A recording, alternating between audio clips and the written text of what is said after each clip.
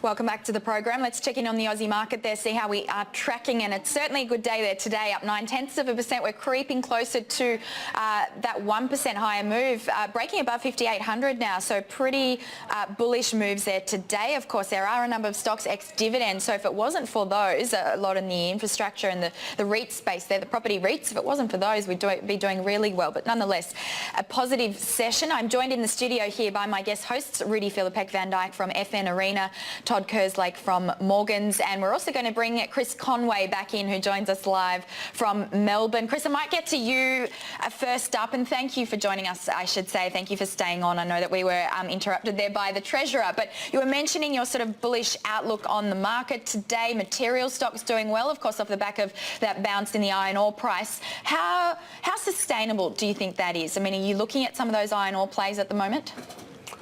Yes, I am, Leanne. I'll talk a little bit about the market first and how sustainable I think it is. I don't think it's all that sustainable. I don't think we need to get too excited about this because the rally is in towards the end of the quarter and indeed the end of the financial year. I think about 58.50 is where it capped. I think it's a struggle to get to 5,900, but I like it when the market pulls back into that 56.80 to 5,700 region. I was making the point before Mr. Morrison rudely interrupted me that since late February this year, the market has pulled back into that region 6 times and has bounced nicely every time. So for a trader like me and a pattern-seeking guy, it's pretty easy money to be buying, sort of big cap stocks down at 5,700. All right, and just your view on the commodity space and the, I guess, the support, because certainly iron ore, 11% or so over the last couple of days. Of course, it's come off a low base. There's been a lot of heavy selling, so maybe we were overdue for a bit of a bounce. But, yeah, how sustainable do you think that move is?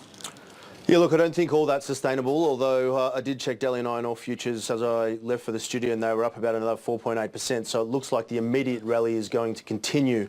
I think the rally is not surprising because, as you say, we were coming off quite a low base where iron ore had been smashed to the tune of about 30%. But I do like commodities. Again, from a trading perspective, I like buying commodities-linked plays. I actually bought some BHP earlier today, and BlueScope is the other one that I'm in, just in terms of a little bit of exposure to iron ore. Don't have any oilers, but again, oil up 5 sessions a row, and I think oil probably trades closer back towards $50 in the medium term. So there's a bit of scope there as well. So yeah, don't mind adding commodities plays at the moment. Might get a thought from Rudy on those commodity plays. Are you long any of the miners? No, but what I noticed is that over the past week or so, there's been quite some strategists and some stockbrokers having trying to make a strategy out of buying the beaten down mining stock. So you would assume just on that perspective, they'll probably have a little bit of a run here. Yep. But the key word here is sustainable. Yes. And so far, every rally that we've seen post 2011 hasn't proven sustainable. Mm-hmm. So for that reason, I would think that sector, in my case, is non-investable. It's tradable, but not for investments. Yep. Okay. For you, Todd, are you look, I'm trading or investing? No, I'm probably not quite as pessimistic as Rudy. I'm pessimistic. I own BHP, I own Fortescue. I mean, these stocks are easily tradable. And Chris is right in that sense. You don't have to be a rocket surgeon to work out that BHP below 22, around that level, or early 22s is good buy. Fortescue below 5 has been a reasonable trade for those that now are getting the bounce. So, there is a momentum in this market, and it is pretty easy to pick it at 5,600, and you stick with the blue chips. You sell it out at 5,800 and you're going to get a good trade out of it. Just how many times can it do it? That's the challenge. Yeah, well, of course, Fortescue having a good couple of upgrades from brokers recently, so maybe that's spurring on some of that demand there. But $5, above $5 now, $5.27 for Fortescue. Chris, let's get back to you in terms of where else are you looking at opportunities? What else are you buying at the moment? Yeah, so long Macquarie, the other stock I'm holding long at the moment. But again, just reiterating that point that every time the market trades back down towards sort of 56.80, 5,700, I'm happy to be a buyer. A couple of weeks ago, it was CBA and CSL. CSL's looking a bit toppy this time around. As I said, BHP today, Macquarie, and BSL was the other one that I hold as well. So playing at the top end of town and buying stocks that I think will do well off themes, but also companies that I like as the market trades towards a level that I think it will bounce from. Slater and Gordon today, we were discussing this one a little earlier. The stock is under pressure, but of course announcing what you could say is a large restructuring plan. Anchorage Capital taking control of the firm there. Do you think this is going to be the opportunity for a new start for them? Yeah, look, I do.